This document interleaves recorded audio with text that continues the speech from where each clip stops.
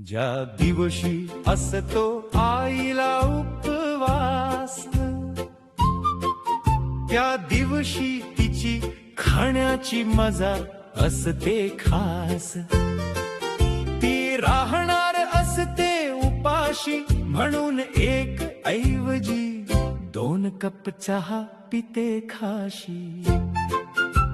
घरातली करून कामे सारी, सुरू होते तिची उपवासाची तयारी. उपवासाने येऊ नये ग्लानी म्हणून करून पिते मध्येच लिंबू पाणी. उपवासाला थोडीच चालते चमचमीत मिसळ, त्या दिवशी तर खावी लागते साबुदाण्याची उसळ. उपवासाचा वाटू नये भार म्हणून ती येता जाता तोंडात टाकते शेंगदाणे 2-4. सकाळपासूनच्या उपासाने पोटातले ओरडू लागतात कावळे.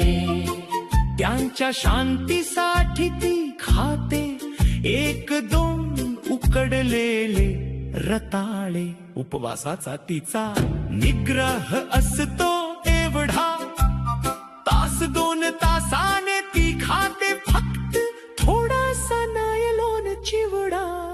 उपवास मोडून होऊ नये देवाचा कोप म्हणून ती दुपारी फक्त चहा पिते 1 कप.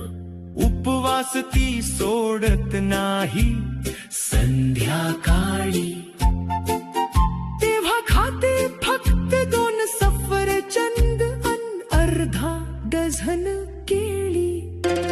शेवटी दिवसभराचा उपास करून ती होते धन्य, अन पदरात पाडून घेते पराकोटीचे पुण्य.